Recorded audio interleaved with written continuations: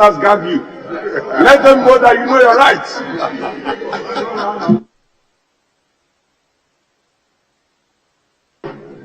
Well, I think Mutala has been on his feet for some time. Please, Honorable Mutala.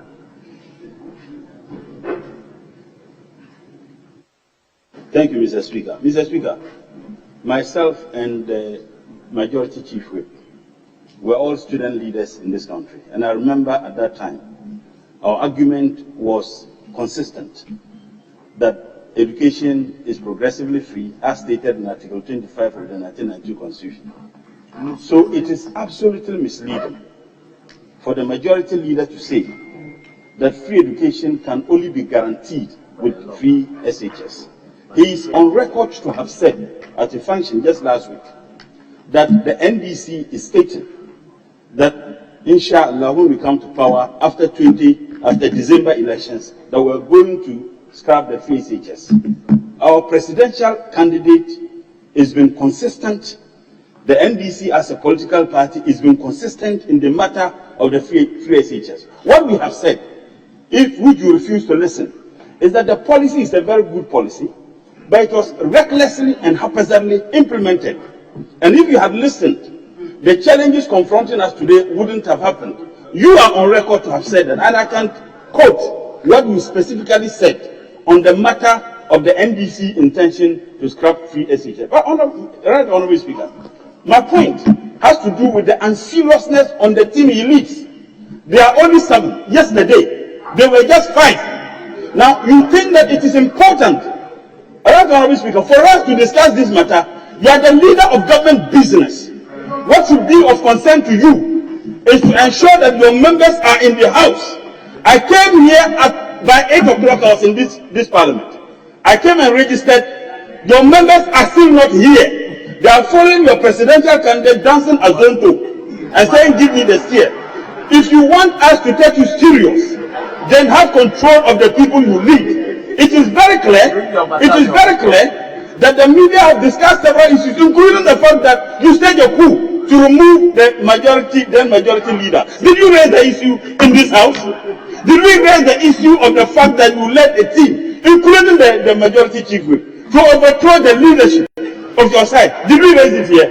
So must we subject discussions in this house on any matter that is discussed in the media? Maybe perhaps we need to discuss what happened in court today. In court, where the Minister for Justice and Attorney General is accused to have said that Fantis are thieves in court, in open court.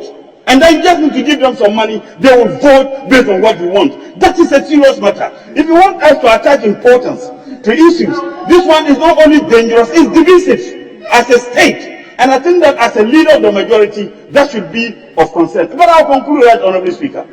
Part of consensus building is not to stand on the floor to accuse people and to demand response from people. That makes you a good leader. You could easily have called him, this is what I heard. What is your response to it? And I guess he would have told you responsibly, I never said it, or this was what I meant.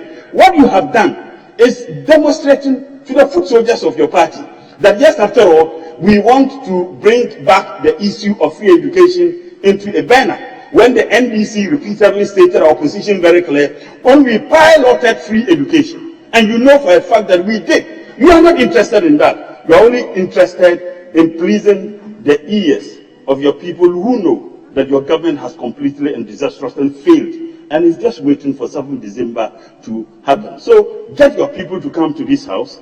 If not, I would have raised the issue of Quorum, governed by Order 64 of the standing orders. I didn't do that because I know Mr. Speaker is in a very good mood, and I didn't want to frustrate that mood. Other than that, I would have raised the issue of Quorum, so that anytime you don't have the numbers, we will not have any business of government transacting here. Your government is not serious. Sadly, this majority caucus themselves are not serious in ensuring that the business of government takes place in this house. Thank you, Right Honorable Speaker.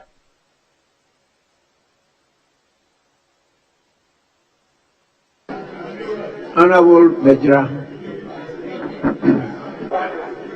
Mr. Speaker, thank you so much for the opportunity. On that note, Mr. Speaker, I come under Order 64.3 A member may draw the attention of the person presiding at any time during the sitting that members present in the House constitute less than 1/3 of the number of all members of Parliament, which will be our 92 members. Mr. Speaker, as you can see now, we have 10 members here, 30 members here, making only 40.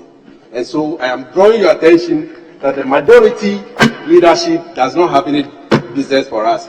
Therefore, adjourn the House to tomorrow. So I'm calling. My attention is being drawn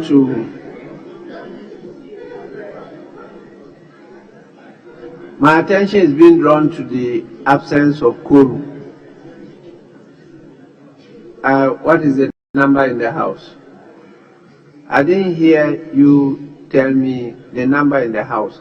I heard you talk about the number that could form a quorum. According to you, is 92.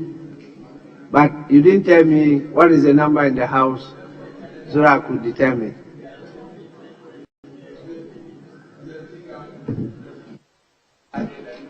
They are 11, we are 30, making 41. Less than 92 that is required to do business in this House. Thank you, Mr. Speaker.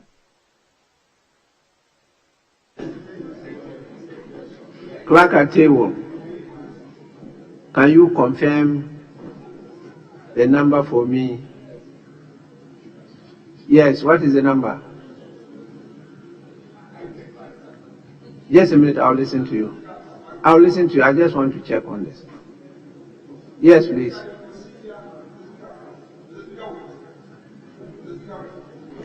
No, I'm not. But we are supposed to assist Mr. Speaker. Mr. Speaker, the member said he came under Order 64. So the procedure, 64.3. So the procedure is that, Mr. Speaker, the person presiding shall. There's a procedure there. It is not for him to do counting. He said he has counted. No, Mr. Speaker, he is raising the issue of procedure.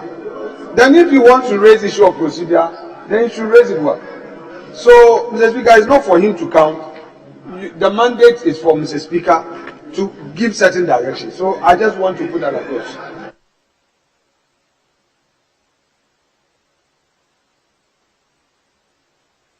Yes, Honorable Dominic Ayine.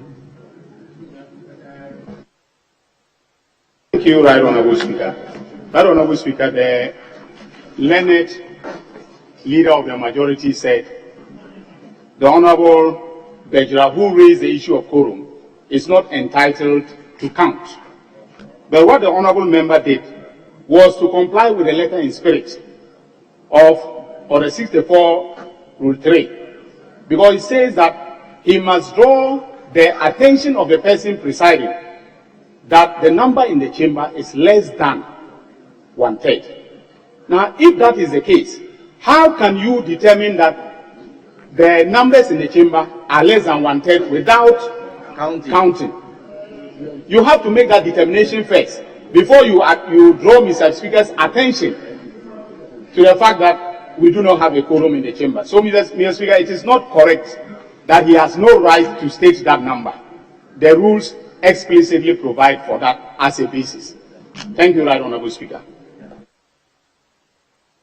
What I simply did was to draw his attention to the fact that the application was incomplete,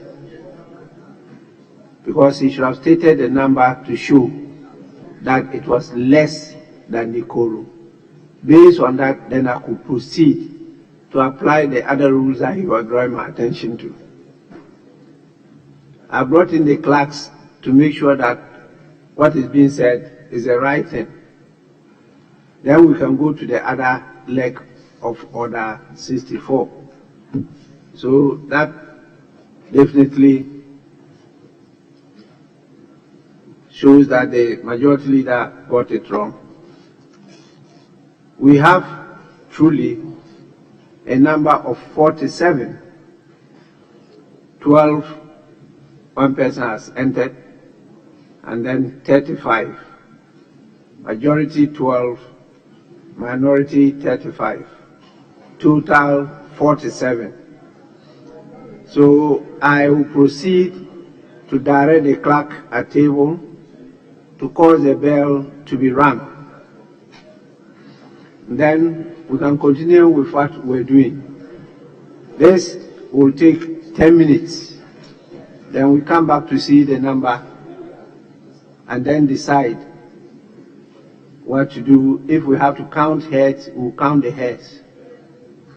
If there's no quorum, then we do what you have agreed upon, suspend the sitting of the House for no more than 1 hour. If on resumption of the sitting there is no quorum upon the conduct of a head count, then the House shall stand adjourned. It's not the Speaker to adjourn it, but the House will stand adjourned. So let's continue what we're doing. The bell will be rung. Yes. Majority Chief Whip, please let the bell be rung. Speaker, may we move on to other people and then other people? While we are waiting for the... We haven't concluded what we were doing. Yes, let's finish that, then we can now proceed to another item. But the majority leader made a statement, and that was what was on the floor and being discussed before the issue of quorum was raised. So let's conclude that, and then we can move on. Yes. Yes, Honorable Kodo. Thank you, Right Honorable Speaker. I don't know from which medium the majority leader heard Honorable Notu say that he was going to oppose, or the minority side was going to oppose a free SHS bill. Because I also listened to him, and he said into my ears that he did not know what was the content of the bill that was supposed to be brought to the House. And so he could not comment on opposing it or not opposing it. I think I heard him very, very well. Mr. Speaker, what is rather trending is that inflation has dropped to 23%. And people are criticizing why prices are still going up when inflation has dropped from 25 to 23. That is what was running around this morning.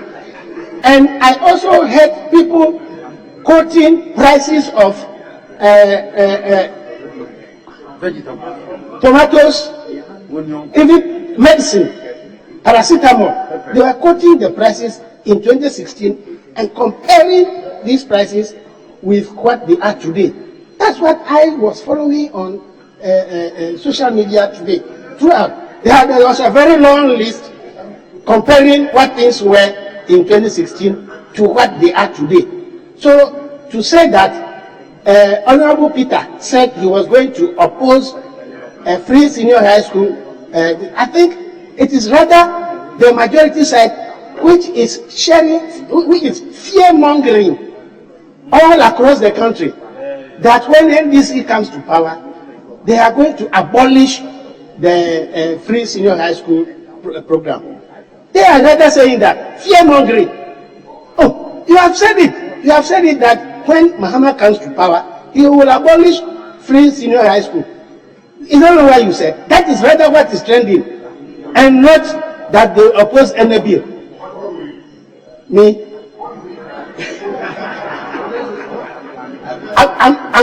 I'm speaking to the speaker.